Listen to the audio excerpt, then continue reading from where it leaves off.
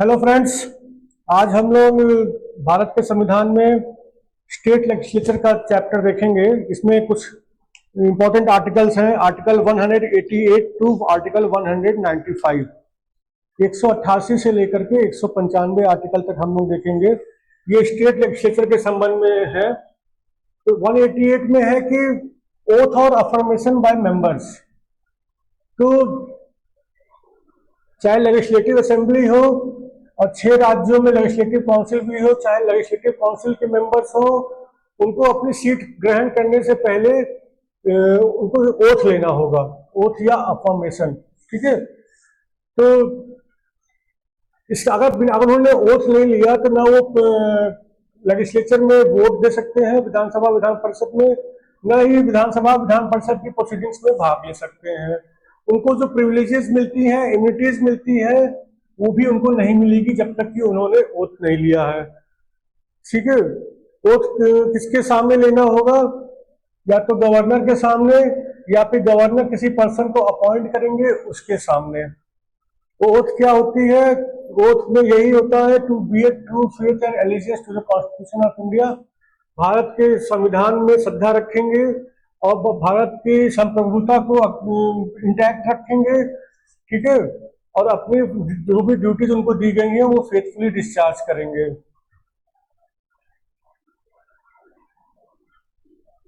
ये 88 था, 188 था। अब आ जाते हैं आर्टिकल 189 पे। ठीक है। जो हाउस में वोटिंग होती है दोनों हाउस में, और इसके अलावा वैकेंसीज के होने के बावजूद भी हाउस काम कामकाज देख सकता है, और कोरम से संबंधित मैटर्स, ये मैटर्स हम इस आर्टिकल में देखेंगे। ये जो हाउस के समक्ष कुछ भी अगर कोई मैटर आया, कोई रिजोल्यूशन आया, कोई वोटिंग के लिए आया, कोई बिल आया, तो उसका डिसीजन कैसे होगा? वोटिंग से होगा। और वोटिंग में सिंपल मेजॉरिटी चलेगी। जितने लोग बैठे हैं और वोट भी कर रहे हैं, उनमें से कितने लोगों ने किस पक्ष में वोट दिया। अप्रूवल के पक्ष में वोट दिया 50% से ज्यादा लोगों ने, तो वो अप्रूव हो गया। 50% से ज्यादा लोगों ने रिजेक्शन के पक्ष में वोट दिया तो वो रिजेक्ट हो जाएगा प्रपोजल। ठीक है। चाहे लेजिस्लेटिव असेंबली हो या काउंसिल हो, विधानसभा विधान परिषद, दोनों जगह ऐसे ही चलेगा। और वोटिंग के माध्यम से सिंपल मेजॉरिटी। जो स्पीकर या चेयरमैन होते हैं विधानसभा में, स्पीकर होते हैं और चेयरमैन होते हैं विधान परिषद में, या फिर उनकी सीट पर कोई दूसरा व्यक्ति बैठा हो, प्रिसाइड कर रहा हो, तो उसके पास वोट देने का अधिकार नहीं होगा। ठीक है। जो लोग अन्य लोग हैं वो लोग वोट, अन्य मेंबर्स हैं वो वोट देंगे, लेकिन स्पीकर और चेयरमैन वोट नहीं देंगे, या फिर उनकी सीट पर बैठा हुआ व्यक्ति भी वोट नहीं देगा। लेकिन अगर ऐसा हो जाता है, मान लीजिए कि दोनों पक्ष बराबर हो जाता है, एकदम एग्जैक्ट संख्या हो जाए, यस और नो दोनों बिल्कुल बराबर बराबर संख्या हो जाए, उस केस में भी फिर स्पीकर और चेयरमैन को वोट देने का अधिकार मिल जाता है। फिर उनके वोट को कहा जाता है कास्टिंग वोट। ठीक है।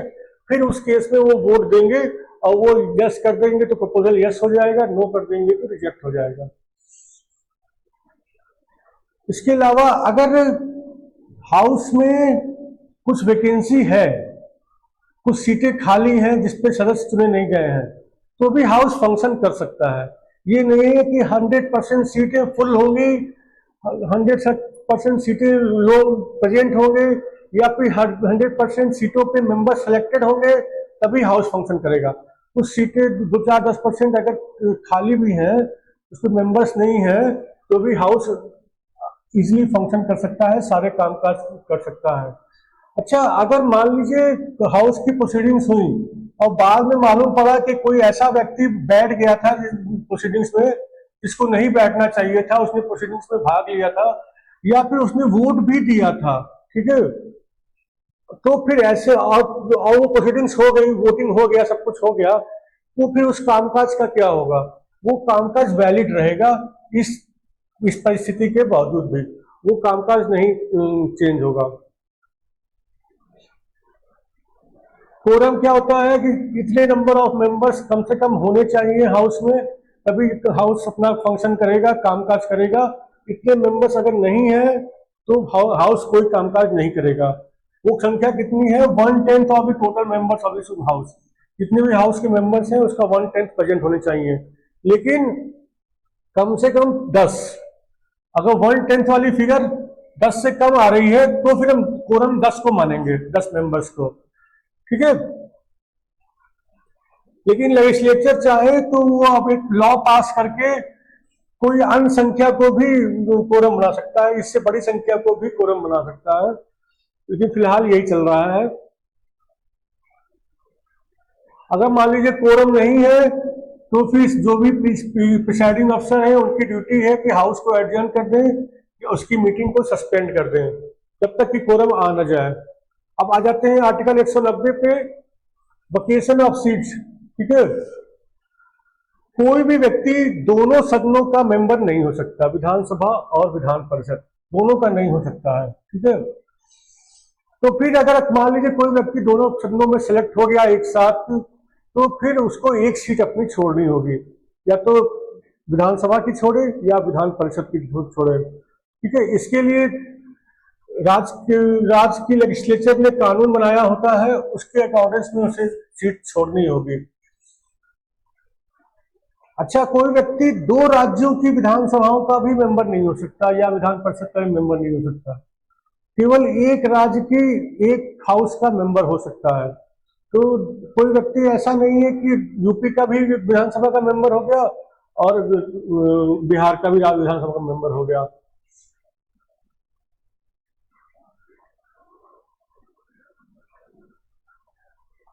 अगर मान लीजिए कोई व्यक्ति अगर दो राज्यों का विधानसभाओं का मेंबर हो गया या विधान परिषद का मेंबर हो गया, तो फिर उसको एक सीट छोड़नी होगी एक निश्चित समय सीमा के अंतर्गत। और अगर उसने नहीं छोड़ी कोई भी सीट, तो फिर उसकी दोनों सारी सीटें वैकेंट हो जाएंगी। 2, 3, 4, 5 जितनी जगह भी उसने सिलेक्शन करा रखा है सारी सीटें वैकेंट हो जाएंगी। और प्रेसिडेंट इसके लिए रूल्स बनाए हैं कि वो उसमें वो समय सीमा निर्धारित करते हैं कि इतने समय के अंदर उसको अपनी सारी सीटें छोड़नी होगी, एक सीट के अलावा सारी सीटों से रिजाइन करना होगा। और अगर नहीं करता है तो A to Z सारी सीटों पे वो वेकेंट हो जाएंगी, वो मेंबरशिप खत्म हो जाएगी उसकी। अच्छा, ये किन परिस्थितियों में वो सीटें वेकेंट हो जाती हैं किसी मेंबर की? कोई व्यक्ति मेंबर है और उसका सीट वेकेंट कब हो जाएगा? अगर उसके कोई डिस्क्वालिफिकेशन हो जाए उसका। कौन सा डिस्क्वालिफिकेशन? आर्टिकल 191(1) में दिया हुआ है, जैसे कि कोई ऑफिस ऑफ प्रॉफिट होल्ड करने लग जाए वो, या फिर वो अनसाउंड माइंड का हो जाए, या अनडिस्चार्ज इंसॉल्वेंट हो जाए, या फिर भारत का नागरिक ना रहे, या फिर कानून एक बना है उसके अंतर्गत वो डिस्क्वालीफाई हो जाए, ठीक है। तो इस केस में उसकी सीट वेकेंट हो जाएगी। अगर उसने वो अपनी पार्टी छोड़ देता है, दूसरी पार्टी चला जाता है, उस ग्राउंड पे भी वो डिस्क्वालीफाई हो सकता है। या फिर वो रिजाइन कर दे अपनी सीट से तो भी उसकी सीट वेकेंट हो जाएगी। रिजाइन करेगा तो स्पीकर या चेयरमैन जो भी हैं उनको संबोधित करेगा, और स्पीकर चेयरमैन अगर इस्तीफा एक्सेप्ट कर लेते हैं तो वो सीट वेकेंट हो जाएगी।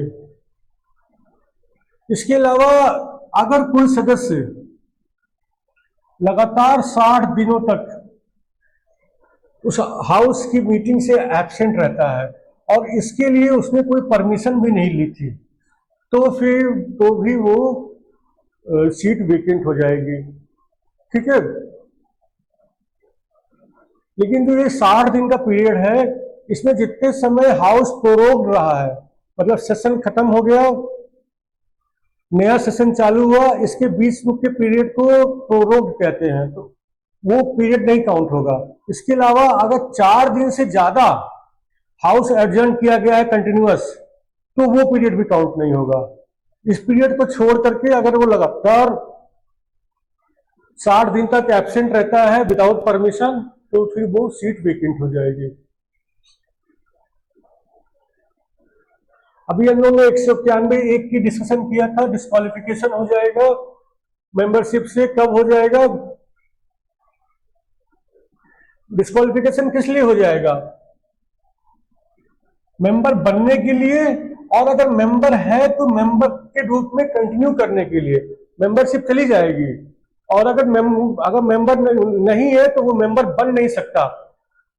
ये अगर चीजें उस पर अप्लाई हो रही हैं तो पहला तो क्या कि अगर वो कोई ऑफिस ऑफ प्रॉफिट होल्ड करता है भारत सरकार के अंतर्गत या फिर किसी राज्य सरकार के अंतर्गत, तो फिर वो डिस्क्वालिफाइड है। ठीक है, लेकिन इसमें कुछ पोस्टें ऐसी हैं जो भारत सरकार ने डिक्लेयर कर रखा है कि ये ऑफिस ऑफ प्रॉफिट नहीं काउंट होगा, तो उन पोस्टों को छोड़ करके अगर वो अनसाउंड माइंड का है, ठीक है, और किसी कोर्ट ने ये डिक्लेयर कर रखा है कि वो अनसाउंड माइंड का है, तो भी अगर वो अनडिस्चार्ज इंसॉल्वेंट है, अगर वो दिवालिया हो चुका है और कोर्ट ने उसको डिस्चार्ज नहीं किया है, उसकी सारी एसेट लायबिलिटीज को सेट ऑफ नहीं किया है, उसको मुक्त नहीं किया है सारी लायबिलिटीज से, अभी वो प्रोसेस चल रहा है, डिस्चार्ज नहीं हुआ है, तो भी वो डिस्क्वालिफाइड है।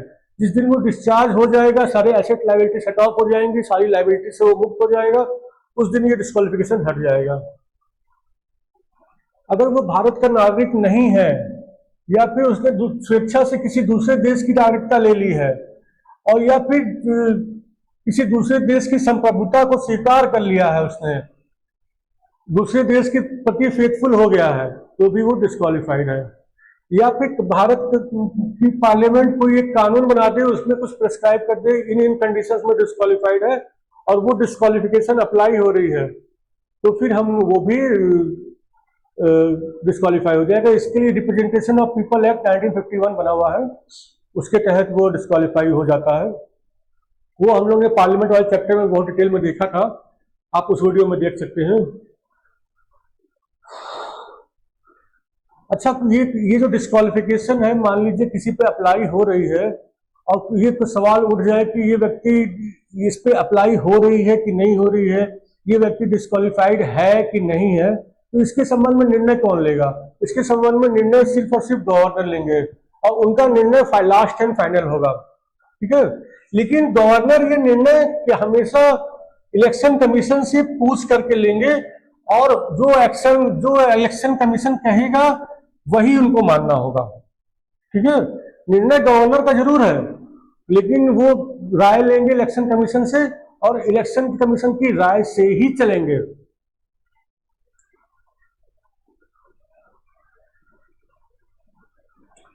डिफेक्शन का ग्राउंड पे, पार्टी छोड़ के दूसरी पार्टी पे जाने के ग्राउंड पे 10th शेड्यूल में दिया हुआ है प्रोविजन, उस पर भी डिस्क्वालिफिकेशन होती है। और ये वाली डिस्क्वालिफिकेशन स्पीकर, विधानसभा के स्पीकर और चेयरमैन विधान परिषद के, ये डिसीजन लेते हैं, गवर्नर डिसीजन नहीं लेते हैं। ठीक है, ये वाला डिसीजन फिर इस पे कोर्ट केस करके इसको फिर डिसाइड भी किया जा सकता है। अच्छा, अगर कोई व्यक्ति बिना ओथ लिए विधानसभा या विधान परिषद की बैठकों में भाग ले और वोट डाले, तो फिर क्या होगा? या फिर कुछ और अन्य काम करे जो अलाउड नहीं है?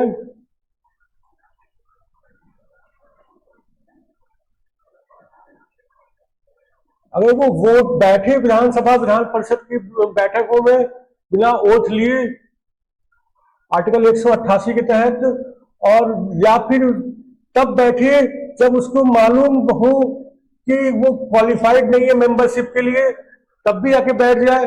ठीक है, पहला तो ये है कि उसने वोट नहीं लिया और वो जाके बैठा और वोट दिया, या सिर्फ बैठा और या सिर्फ वोट दिया। और दूसरा ये है कि वो क्वालिफाइड नहीं था, उसको मालूम था मैं क्वालिफाइड नहीं हूं, तब भी वो बैठा था। और जब उसको मालूम है कि उसको डिस्क्वालीफाई कर दिया गया मेंबरशिप से, तब भी जाके बैठा वो, और या फिर वोट भी दिया, और या फिर उसको मालूम है कि भारत सरकार ने कि पार्लियामेंट या स्टेट लेजिस्लेचर द्वारा कोई कानून बनाया गया है जिसके तहत वो प्रोहिबिटेड है अटेंड करने के लिए। ठीक है, तो भी वो क्या बोलते हैं, जाके बैठा या वोट दिया, उस केस में भी उस केस में, इन सभी केसेस में उसको जितने दिन उसको बैठा है प्रतिदिन 500 रुपए की पेनल्टी उसको पे करनी होगी। ठीक है।